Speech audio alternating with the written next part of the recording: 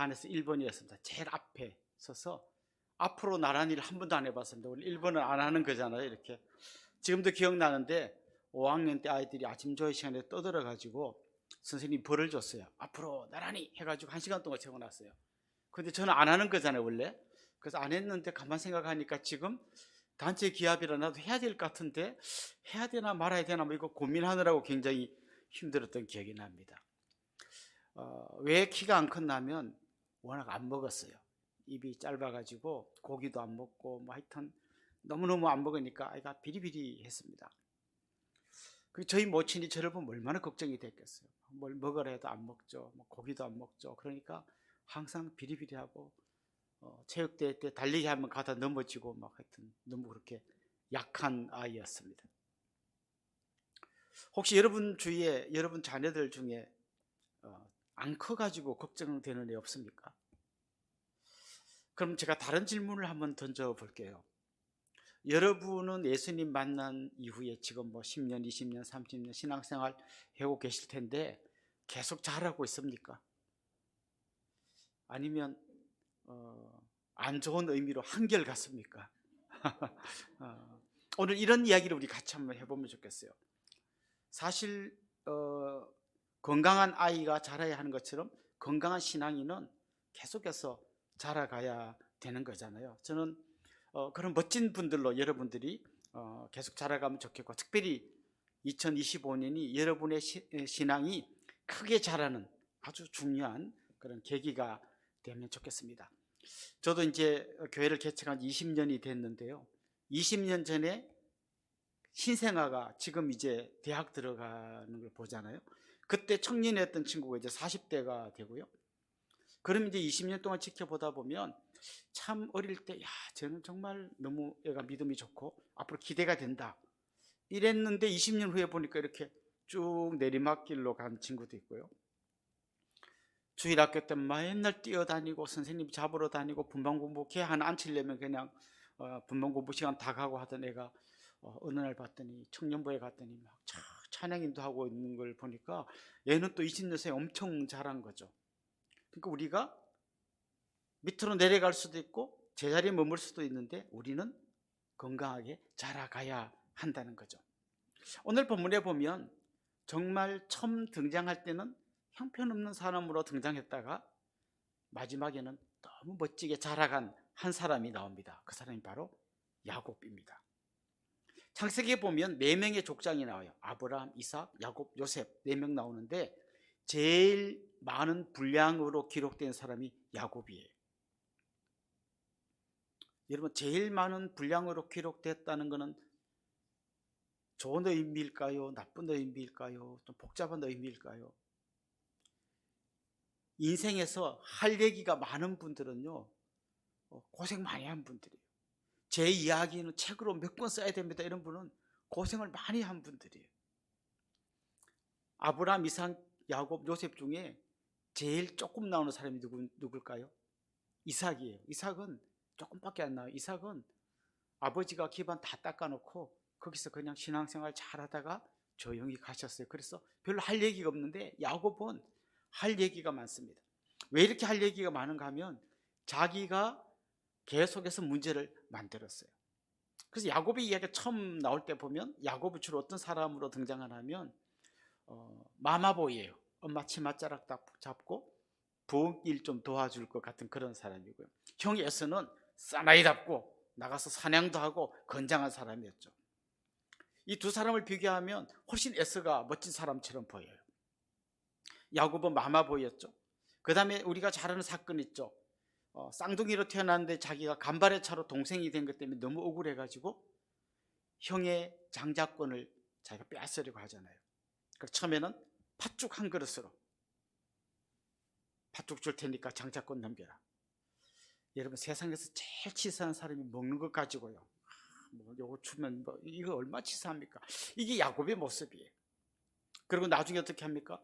눈먼 아버지를 속이고 형을 속이고 자기가 장자의 축복을 다 받고, 그러고는 이제 형이 죽일까봐 도망쳐버리잖아요.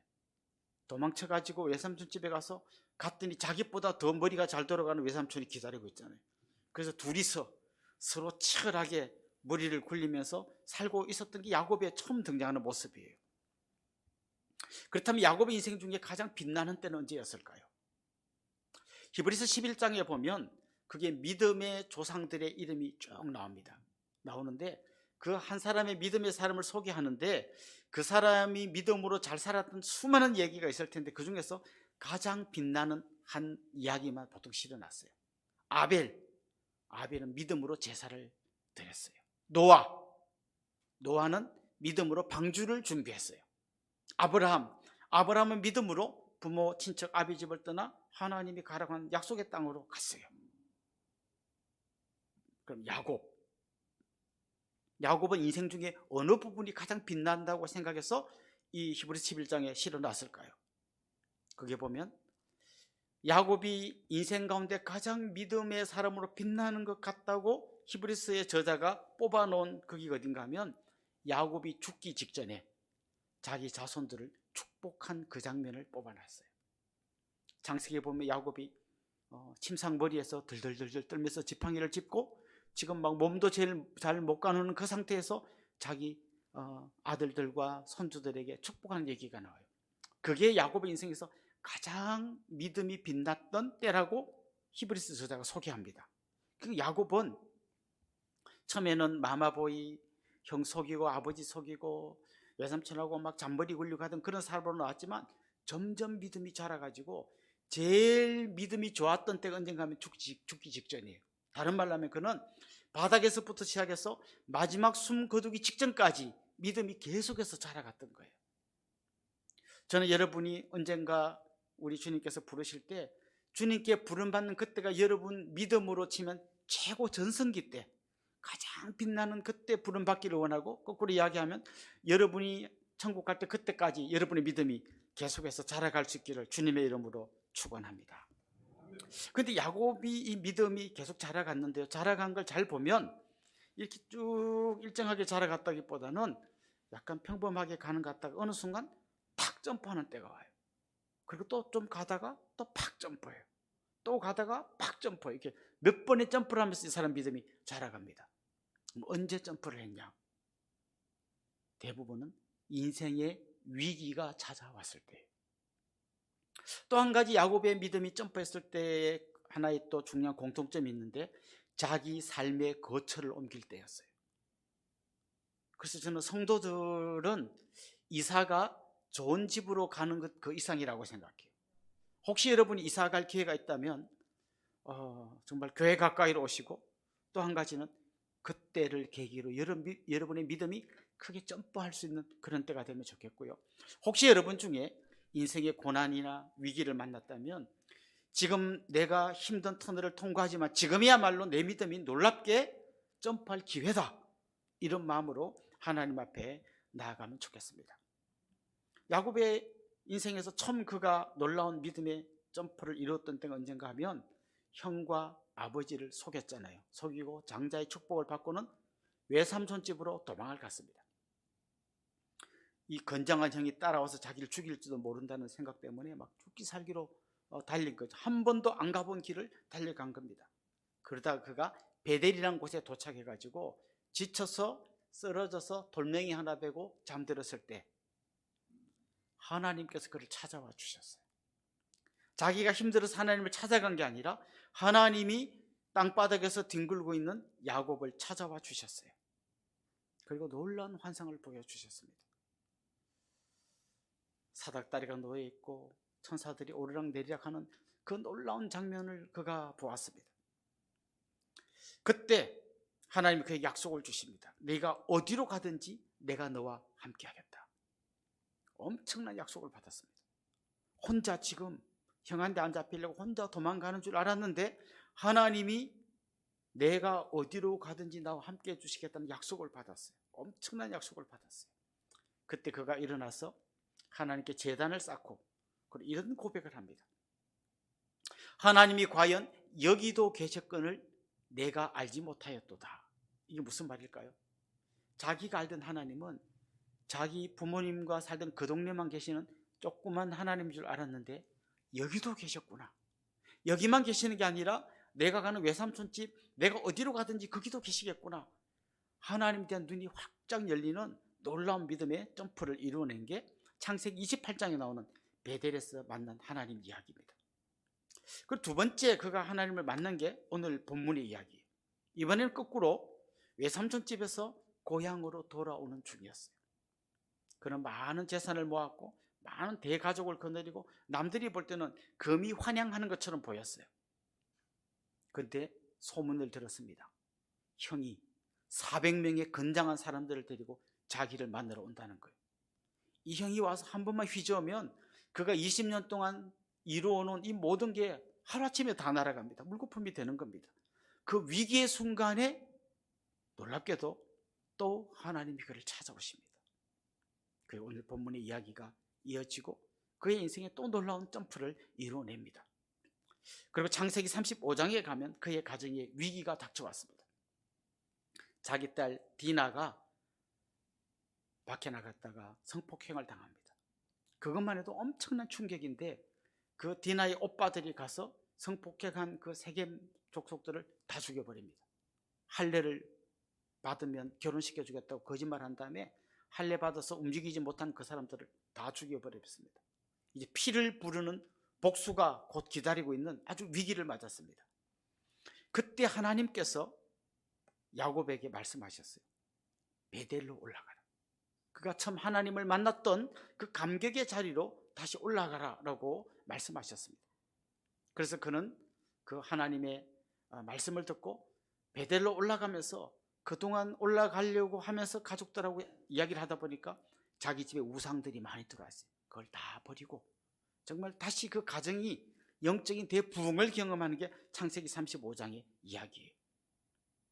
그리고 마지막으로 그가 이사를 갔던 것은 죽은 줄 알았던 요셉이 살아 있었고 그 아들을 만나기 위해서 애굽으로 건너갑니다. 애굽으로 건너가서 그가 그 당시 세계 모든 패권을 쥐고 있던 바로를 만납니다. 바로가 어깨에 힘을 주고 야곱에게 말했겠죠. 어르신, 뭐 필요한 거 있으면 말해봐야 내가 다 해줄게요. 근데 야곱이 뭐 한지 아십니까? 괜찮습니다. 대신 제가 바로를 위해서 축복해 주겠습니다. 그는 바로보다 자기가 더 복된 사람인 걸 알고 있었어요. 하나님이 주는 복을 받는 사람이 가장 복된 걸 알고 있었기에 바로가 뭘 많이 주겠다는 게 별로 관심이 없고 오히려 그가 바로를 축복해 줬어요. 그리고 마침내 그가 이제 마지막 여행을 떠납니다. 영원한 천국으로 여행을 떠나면서 자네들을 축복해 줍니다. 내가 믿음 없을 때 잔머리 굴리면서 아둥바둥 뭔가 해보려고 몸부림쳤던 그래가지고 막 장자권을 뺏고 속이고 이런 걸로 인생이 잘 되는 게 아니다. 얘들아, 하나님의 복을 받아야 니네가 잘 되는 거다. 그래서 그 마지막 순간에 침상머리에서 지팡이 쥐고 덜덜 떨면서 자녀들을 축복해주고 마지막 여행을 떠난 거예요. 이게 야곱의 인생입니다. 그러니까 그는 밑바닥에서부터 시작해서 마지막 숨 거둘 때까지 계속 믿음이 자라갔던 겁니다. 자, 그런데 여러분, 왜 우리가 믿음이 잘 안 자랄까요? 제일 중요한 이유는요, 내가 꽤 잘하고 있다고 착각하기 때문이에요. 여러분, 어떤 한 분야에서 아주 뛰어난 사람을 부르는 용어가 뭔지 아십니까? 보통 그런 분들을 고수라고 부릅니다. 고수. 고수 반대는 뭘까요? 하수가 있습니다. 하수.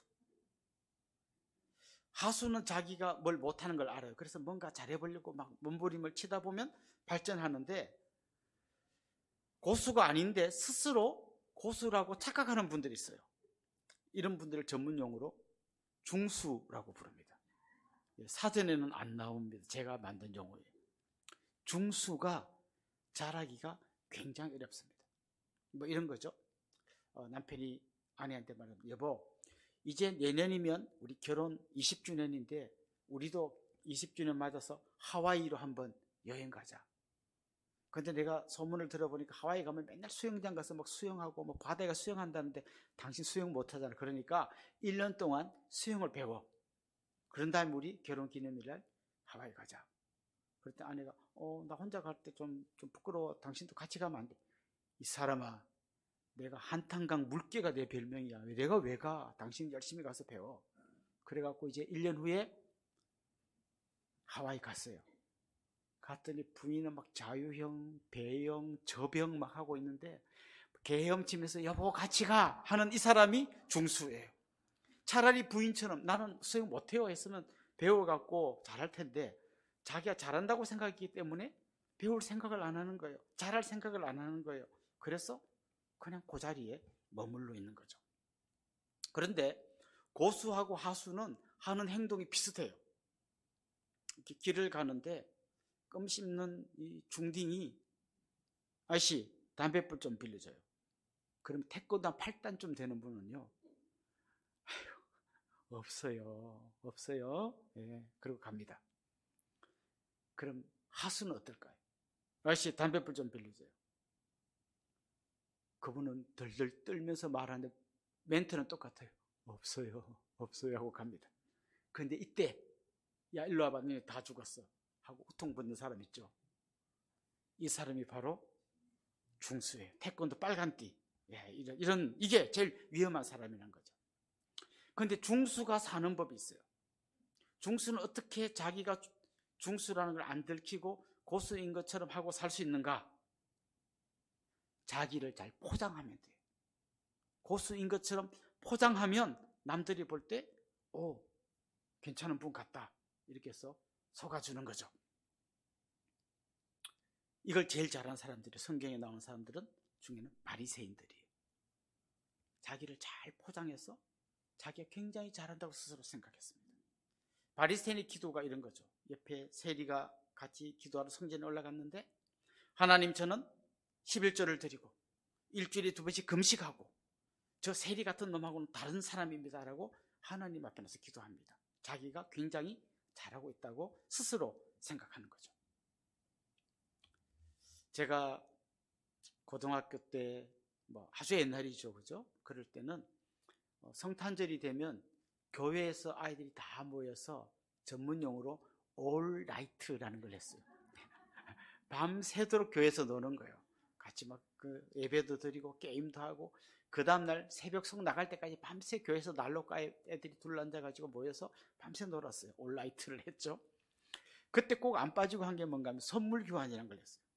남학생은 여학생한테 줄 선물을 사오고 여학생은 남학생한테 줄 선물을 사오고 그 안에 벌칙, 엉덩이로 이름 쓰기 이런 거 하나 넣어가지고 이렇게 막 해요. 그러면 그 당시 제 기억으로는 한 1,000원쯤 되는 선물을 사오세요 했던 것 같아요. 그러면 전부 고만고만한 선물을 사오는데 그래도 혹시라도 좋은 거 그릴까 싶어서 막 이렇게 마음 졸이면서 기다렸던 기억이 납니다. 그런데 한 번에 제 친구가 나가서 이제 선물을 받았는데 과연 1,000원짜리라고는 믿기 어려울 만큼 엄청 큰 선물을 받았어요.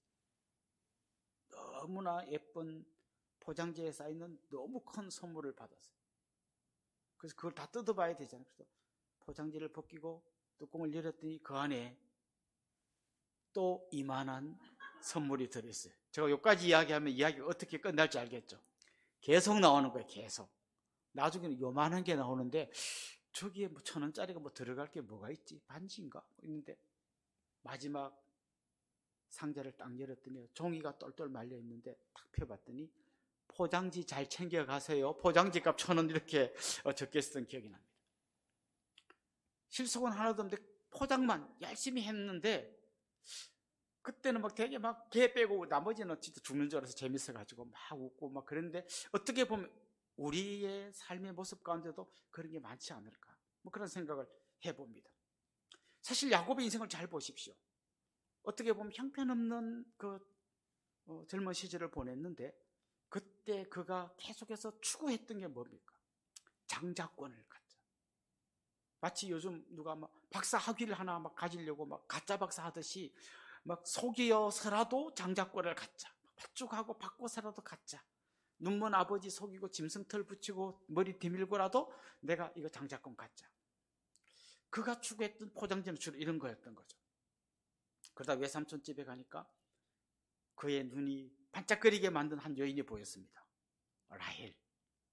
여인하고 결혼하면 자기는 온 천하를 얻은 것 같은 그런 기쁨을 누릴 것 같아요. 여러분, 예쁜 여인하고 결혼해도요 굉장히 좀 포장지가 될 수 있습니다. 동창회 때 비리비리하던 친구가 탁 나타나는데 너무 예쁜 여인하고 나타나 보세요. 그러면 굉장히 아이들이 눈이 동그래집니다. 사실 야곱은 계속 그런 걸 추구하면서 한 거예요. 그 다음 그가 추구했던 게 뭡니까? 이제 재산을 모으자. 그래서 그 머리 잘 돌아가는 외삼촌하고 계속 딜을 합니다. 흰 양은 외삼촌 가지고 검은 양, 얼룩양은 내가 가질게요. 외삼촌이 딱 들어보니까 세상 양이 웬만하면 흰 양인데 얘가 왜 이렇게 바보 같은 거래를 하지? 좋다고. 그래 놓고는 튼튼한 양이 임신을 하면 그 앞에 막 온갖 나무 껍데기를 벗겨가지고 얼룩무늬를 해가지고 어떻게 해서 해가지고 결국은 부자가 됩니다. 장자권 속여서 취하긴 했지만 어쨌거나 장자의 축복도 받았고 예쁜 여자는 결혼했고 아들도 많이 낳았고 그리고 재산도 많이 모았고 이제 그는 누가 봐도 너무나 완벽한 성공한 사람이 돼서 고향으로 돌아오고 있는 게 오늘 본문의 이야기예요. 그런데 앞에서 말씀드린 대로 형이 400명을 거느리고 자기한테로 오고 있습니다. 처음에 이렇게 몇 대로 나눴죠. 형이 앞에를 치면 뒤에는 도망가고 자기는 야복강 이쪽 가에 있어서 저 사람들 칠 동안에 나는 혼자라도 도망가려고 계획을 딱 짜놓고 이렇게 좀 죽어도 덜 아까운 부인 좀 앞에 놓고 고담 놓고 그러니까 제일 아끼는 부인 제일 뒤에 두고 자기는 그것보다 더 뒤에 있고 온갖 머리를 굴리고 있지만 그날 밤 잠을 이루지 못합니다. 야복강 가에 잠 못 이루는 밤, 이게 오늘 이야기예요. 잠을 자지 못합니다. 근데 놀랍게도 이 밤이 그의 인생에서 놀라운 신앙의 점프를 이루어낸 밤이 되었습니다. 위기는 하나님 우리에게 더 좋은 걸 주기 위하여 선물할 좋은 타이밍이라는 걸 여러분 기억하면 좋겠습니다. 그는 지금 아주 극도의 위기에 처해 있습니다. 이 재산 다 날릴 수도 있어요. 아니면 자기도 죽을 수도 있어요. 그런데 그날 밤에 어떤 사람이 자기를 찾아옵니다. 아마 처음에는 야곱이 형이 보낸 자객일 거라고 생각한 것 같아요. 그래서 오늘 성경에 보면 씨름을 했다고 되어 있는데 이게 무슨 민속 씨름이 아니라 싸움을 한 거죠. 너 죽고 나 죽자. 네가 기나 내가 기나 해보자. 싸움을 합니다. 그런데 이 사람이 야곱의 허벅지 관절을 치니까 그게 위골돼 버렸습니다. 이제 제대로 허벅지 관절이 위골되니까 힘을 쓸 수가 없습니다. 제대로 걷기도 힘듭니다. 그때 야곱이 깨달았습니다. 이 사람이 그냥 사람이 아니라 하나님의 사자구나. 그래서 그때 그가 죽기 살기로 그 사람을 붙들고 물고 늘어집니다. 여러분, 내가 어떤 사람인지를 어떻게 할까요? 여러분, 제가 키가 큰 것 같습니까? 작은 것 같습니까? 무슨 생각하는지는 알겠어요. 차마 말씀을 못 하시는데 정답은 이거예요. 나보다 큰 사람한테 가면 나는 작은 사람이고 나보다 작은 사람한테 서면 나는 큰 사람이에요. 사람은요 이렇게 자기를 이해합니다. 나는 한국의 평균 남자 신장보다 커. 그러면 나는 크다고 생각해. 근데 미국 갔더니 전부 막 이래요. 갑자기 자기가 작은 사람이 되는 거예요. 여러분 부자예요? 가난해요? 예, 누구랑 비교해보냐에 따라 달라요. 저 무슨 뭐 강남의 타워 팰리스를 갖고 있고 무슨 외제차를 몇 대씩 끌고 다니고 그런 사람에 비하면 여러분 너무 가난한 사람이에요. 근데 제가 청년들을 데리고 저 몽골 오지에 단기 선교를 간 적이 있습니다. 울란바토르에서 19시간 그 고물 버스를 타고 갔더니요.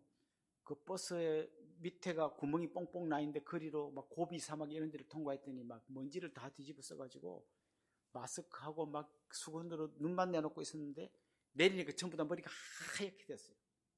제일 먼저 내린 물이 빨리 내려서 머리 깜짝. 이게 막 전부 이런 마음이 간절해요. 그 딱 내렸더니 있잖아요. 물이 너무 귀해요.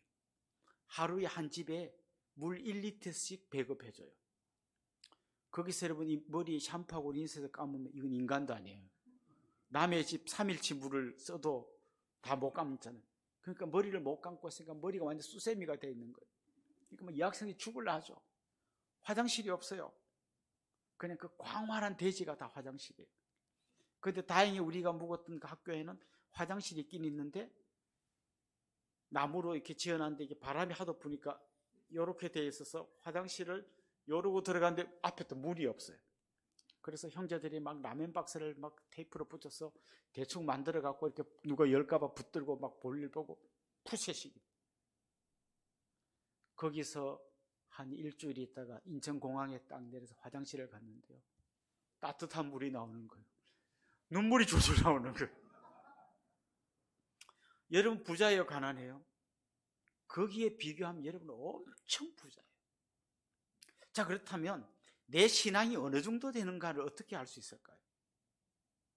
여러분은 지금 누구랑 비교하면서 여러분의 신앙을 스스로 나 이 정도 된다고 생각할 거예요.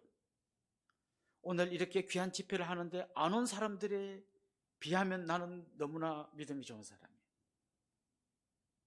이런 생각들 할 거예요. 그러면 진짜 나를 알려면 있잖아요, 내가 진짜 좋은 사람이라고 계속 중수로 머물려면 제일 좋은 방법은 계속 나보다 못한 사람하고 비교하면 돼요. 그럼 난 계속 괜찮은 사람이에요. 그런데 진짜 나를 알려면 진짜 고수 앞에 서봐야 되는, 고수 앞에. 그럼 우리는 누구 앞에 서봐야 진짜 내 모습을 아는가? 하나님 앞에 서볼 때만 내가 누군지를 알 수 있어요. 옆에 사람하고 나를 비교하는 게 아니라 크고 광대하신 그 하나님 앞에 서봐야 내가 얼마나 작고 초라한 존재인지를 알게 돼요. 거룩하고 존귀하신 그분 앞에 서봐야 내가 얼마나 비참한 죄인인지를 알게 돼요. 여러분, 하나님이 얼마나 크신 분인지 생각해 보셨습니까? 창세기 1장 처음을 딱 1절을 펴면 태초에 하나님이 천지를 창조하시니라 이렇게 돼 있어요. 여러분, 하나님이 창조하신 천지가 어느 정도 크기인지 생각해 보셨습니까? 이 우주의 크기가 어느 만한지 여러분 아십니까? 굉장히 큰 건 알고 계시죠? 제가 자료를 찾아보니까요, 인간의 눈으로 관측이 가능한 이 우주의 끝자락, 그 너머에도 있는데 그건 아직 관측할 정도 장비가 없고, 좋은 망원경을 동원해서 인간이 관측해낼 수 있는 우주의 끝자락 그쯤이 여기서부터 그까지가 400억 광년이에요. 제가 여러분이 안 놀랄 줄 알았어요. 이거는 우리가 놀라기에는 너무 큰 숫자예요. 400억 광년이란 말은 빛의 속도, 반짝하면 벌써 저기가, 여기서 반짝하면 저까지 가잖아요. 이 빛의 속도로 400억 년을 가야 인간이 관측 가능한 우주의 그 끝자락이 나와요. 그 너머에도 있어요. 아직 관측을 못했을 뿐이에요. 그 안에 수천조 개의 은하계가 있습니다. 수천조 개의 별이 아니고요, 은하계가 있어요. 은하계가, 은하계를 어떻게 설명해요? 은하계, 우리가 속한 우리 은하계 안에 제일 구석탱이에 태양계가 있어요. 여기에 수성, 금성, 지구, 화성, 목성, 토성, 천왕성, 해왕성,冥왕성, 여기가 우리 은하계의 제일 요만한 제일 구석에 있는 게 우리 은하계예요. 근데 이런 은하계가 수천조 개가 있어요. 우리 은하계 안에도 수천억 개의 별이 있어요. 그 중에서 저 구석탱이에 있는 이 태양계 안에서 보이지도 않는 요만한 동네가 지구예요. 지구는 우주에서 보면 먼지예요. 지구가 먼지예요.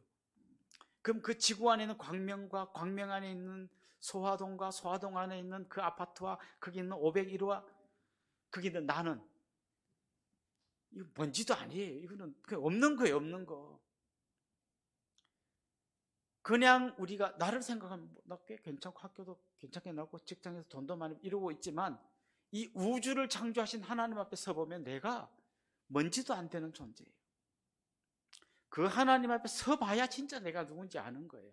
우리끼리는 뭐 누가 키가 더 크고 누가 돈을 더 잘 벌고 누가 가방끈이 길고 이런 거 갖고 뭐 이러지만, 하나님 앞에 서면 우리는 아무것도 아닌 존재예요.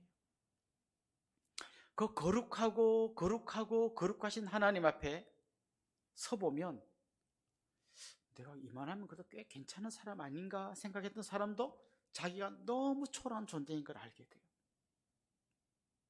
저는 어릴 때부터 굉장히 모범생으로 자랐어요. 저희 아버님이 초등학교 선생님이셨어요. 그리고 우리 집은 초등학교 안에 있는 사택이었어요. 제가 어릴 때 학교에 이렇게 운동장이 내 놀이터니까 거기서 놀다가 형들이 막 수업 들어가면 저는 이제 교무실 같은 데 이렇게 들어가면 선생님들한테 안녕하세요 안녕하세요 선생님들이 불러갖고 막 그놈 인사성도 그렇고 딱지 형들한테 뺏어간 거 다 주고 그랬어요. 근데 어느 날 보니까 저기 어떤 선생님 앞에 어떤 형아가 붙들려가서 막 볼을 꼬집히면서 막 혼나고 있는 걸 봤는데 어린 마음이 있죠. 내가 만약 저기 가서 저러고 있으면 옆에 우리 아버지가 굉장히 곤란하겠다.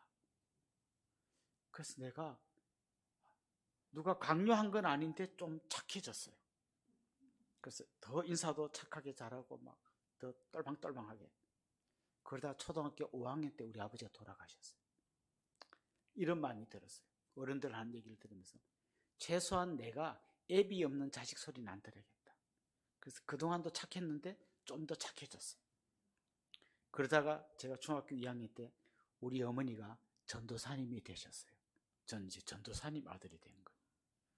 그래서 안 그래도 착했는데 더 착해졌어요. 그러다가 제가 대학 1학년을 총신대학에 들어가서 신학생이 됐어요. 군대에 갔더니 고참들이 너 뭐 하다 왔냐? 그래서 예 신학대학 다녀왔습니다. 그 목사 되는 거 아니야? 맞습니다. 술 한잔하고 기분 좋으면 야 목사 기도 한번 해. 거기서 제가 후임병들 막 때리고 욕하고 그럴 수 있겠어요? 그래서 저는 계속 착했어요. 그런데 성경을 보면 내가 죄인이라 그러잖아요.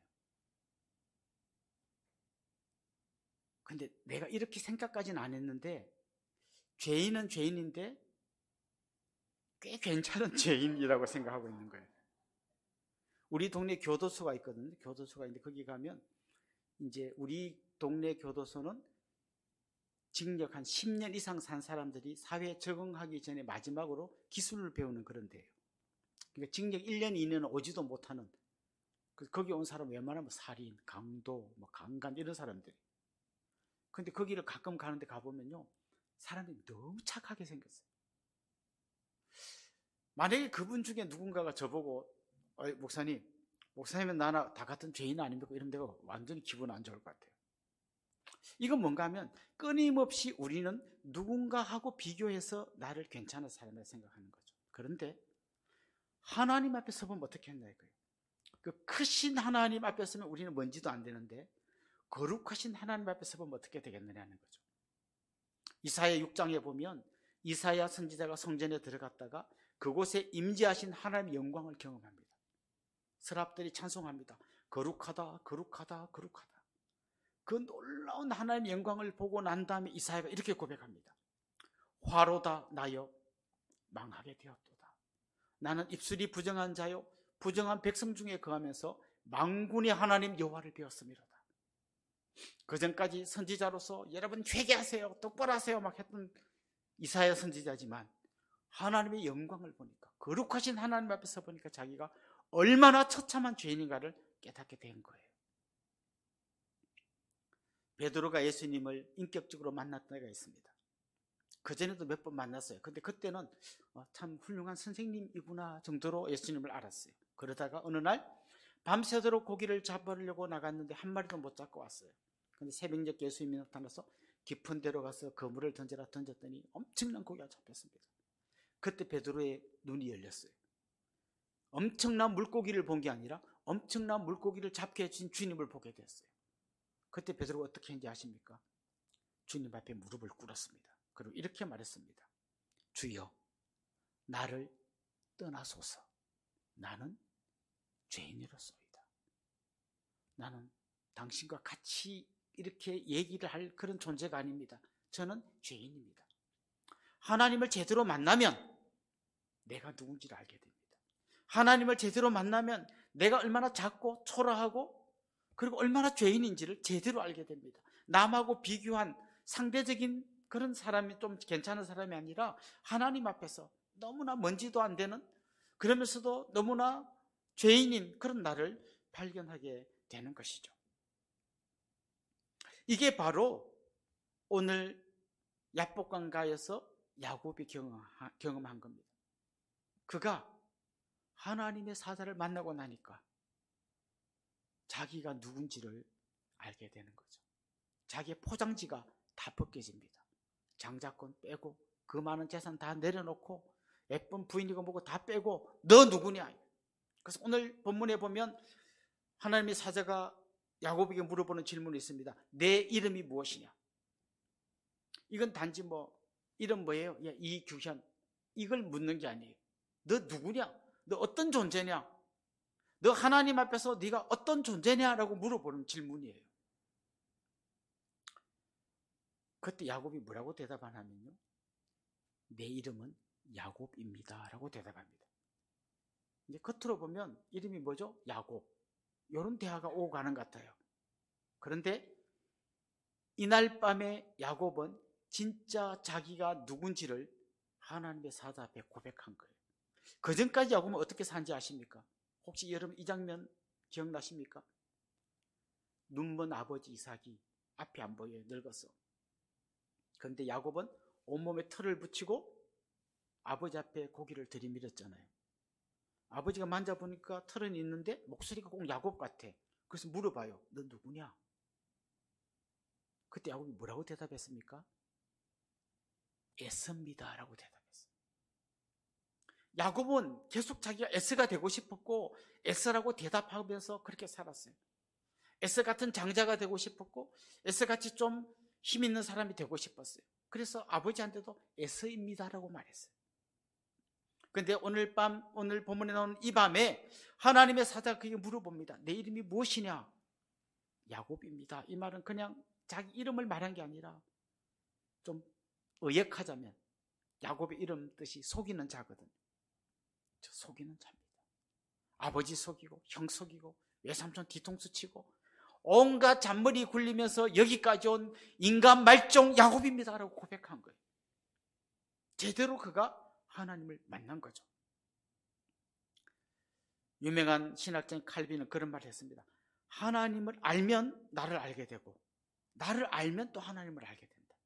이게 선순환이 일어나는 겁니다.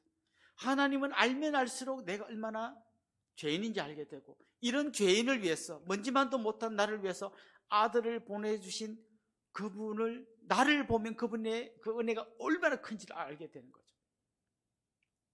지구도 먼지만 한데 그 지구 안에서도 또 보이지도 않는 나를 위해서 자기 아들을 희생시켜 주신 그 아버지의 은혜가 얼마나 큰지를 알게 되는 겁니다. 그렇습니다.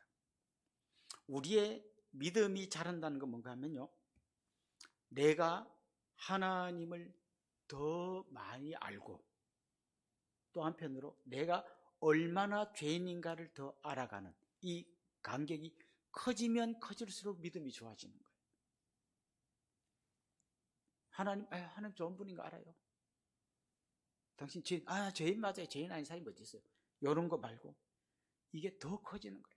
그 크고 광대하고 거룩하신 하나님을 알아가는 거예요.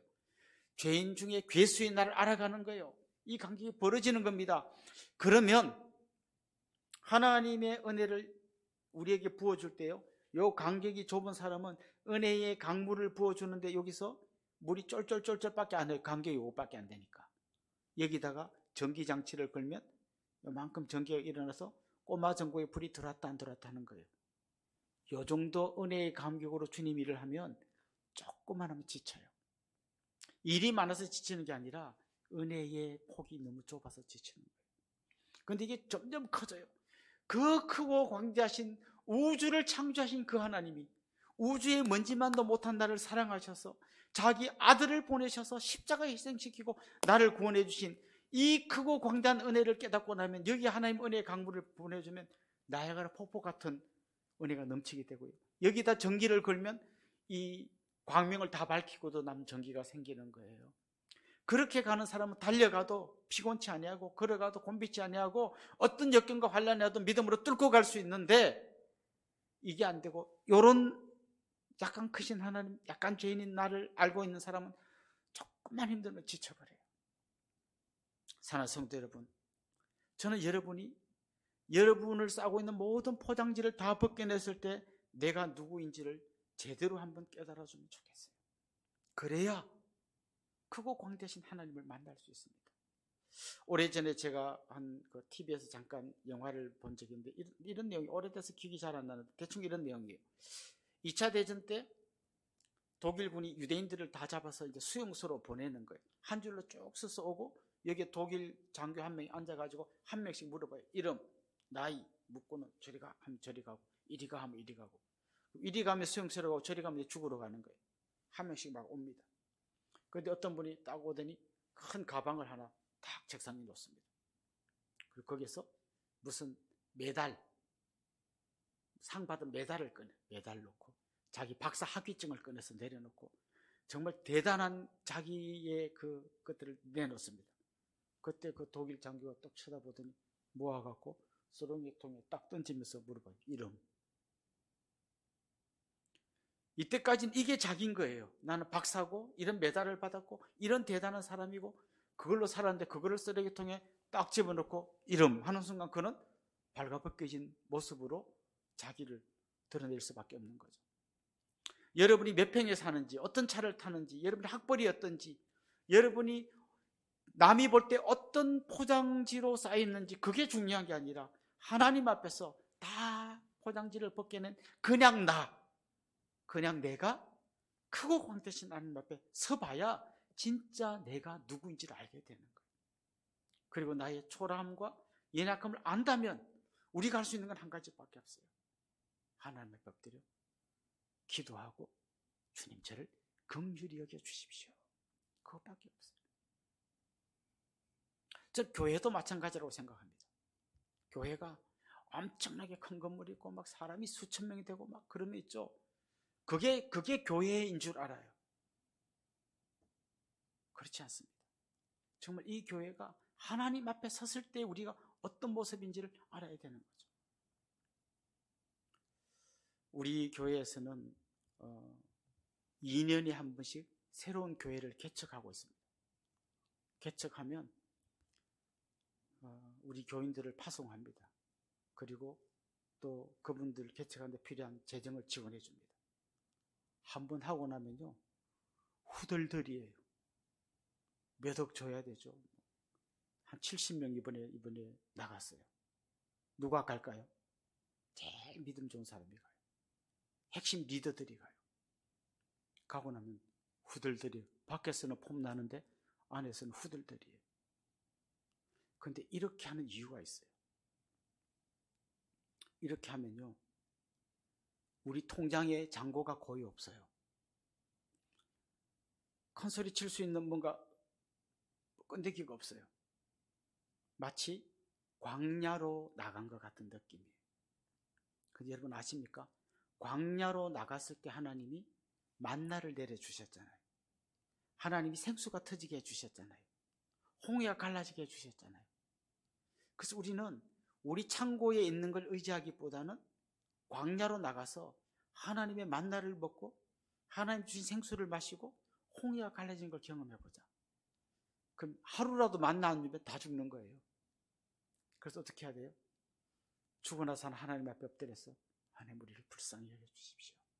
자칫 우리가 사람이 좀 많아지고 재정이 많아지면 그게 마치 우리인 것처럼 착각하지 않도록 끊임없이 우리의 진짜 모습을 잊어버리지 않으려고 계속 그걸 하는 거예요. 그래서 매번 아이고 저분이 또 가시는구나, 저 신실한 저 일꾼이 또 가시는구나 하는 마음 졸임이 있어요. 그 대신 그 빈자리를 놓고 하나님 앞에 우리가 기도하지 않고는 도저히 이 위기를 극복할 수 없는, 그래서 제가 아까 우리 목사님하고 잠깐 얘기했는데 마치 뜸을 뜬 원리와 같다. 뜸을 뜨면 여기에 몸에 상처가 생기고 엄청 아프잖아요. 그러면 내 몸에 있는 온갖 면역력이 막 다 이 뜸 주위로 몰려와서 나를 건강하게 만들어주는 것처럼 우리의 약함을 자꾸 스스로가 경험하는 겁니다. 대신에 우리의 약함을 하나님의 크심으로 어떻게 극복해 나간지를 경험하게 하는 것이죠. 오늘 본문에서 야곱은 그 고백을 합니다. 내 이름이 무엇이냐 할 때 진짜 자기를 발견한 거죠. 내 이름은 야곱입니다. 근데 이렇게만 해도 이 이야기가 해피엔딩이에요. 그런데 이야기가 더 이어집니다. 하나님의 사자가 야곱에게 이렇게 말씀하십니다. 이제부터 내 이름을 야곱이라 하지 말고 뭐라고 하라고요? 이스라엘이라고 해라. 이스라엘, 하나님과 겨루어 이겼다. 이게 이제 네 이름이다. 그런데 여러분, 오늘 본문을 자세히 살펴보십시오. 하나님과 겨루어서 야곱이 이겼나요? 이게 뭐 이게요? 막 허벅지 관절 지금 위골돼서 지금 막 걷지도 못하는데요.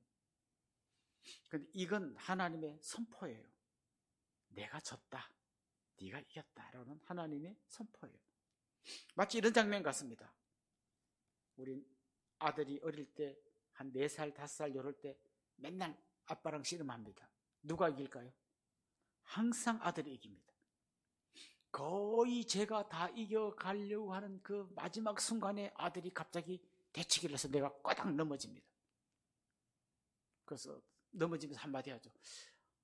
아침에 밥을 많이 먹더니 힘이 좀 세진 것 같구나. 그럼 아들이 막 밥을 막 먹으면서 저녁에 또 하자 그럽니다. 자기가 이제 충분히 아빠를 이길 수 있다고 생각하는 거죠. 하나님이 야곱에게 져 주셨어요. 근데 더 정확하게 말하면 져 주신 게 아니라 죽어 주셨어요. 하나님이 자기 아들을 십자가에 매달고 자기 아들이 죽음으로써 우리에게 진짜 영적 이스라엘 하나님의 백성이 되는 놀라운 특권을 주셨어요. 여러분의 이름이 바로 이스라엘입니다. 하나님 여러분을 위해서 죽어 주셨어요. 하나님이신 그분이 십자가에서 처참하게 죽어 주심으로써 우리에게 이스라엘이라고 하는 이름을 주신 거예요. 그래서 우리는 하나님의 백성이 된 것입니다. 사랑하는 성도 여러분, 우리는 이 은혜로 사는 사람들입니다. 하나님께서 우리에게 베풀어 주신 말할 수 없는 이 은혜, 자격 없는 우리에게 이스라엘이라는 이름을 주시기 위해서 아들이 십자가에서 돌아가신 그 엄청난 은혜로 우리가 이 자리에 있게 된 것입니다. 오늘 본문의 마지막 이야기는 이렇게 마무리됩니다.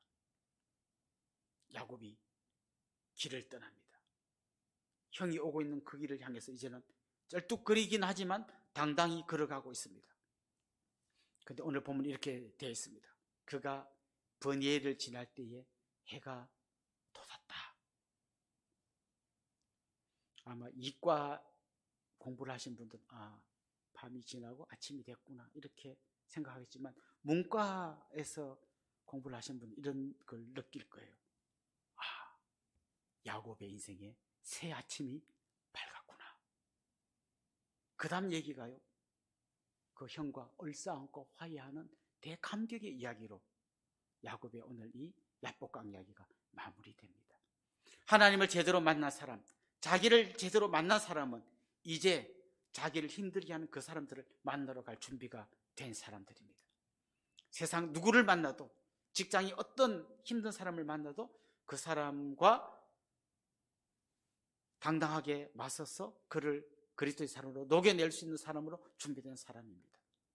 사랑하는 성도 여러분, 2025년 한 해 여러분의 인생에 놀라운 점프가 일어나기를 원합니다. 그걸 위해서는 하나님을 만나고 나를 만나고 또 한 걸음 더 나가서 에서까지 만날 수 있는 그런 분들이 될 수 있기를 주님의 이름으로 축원합니다.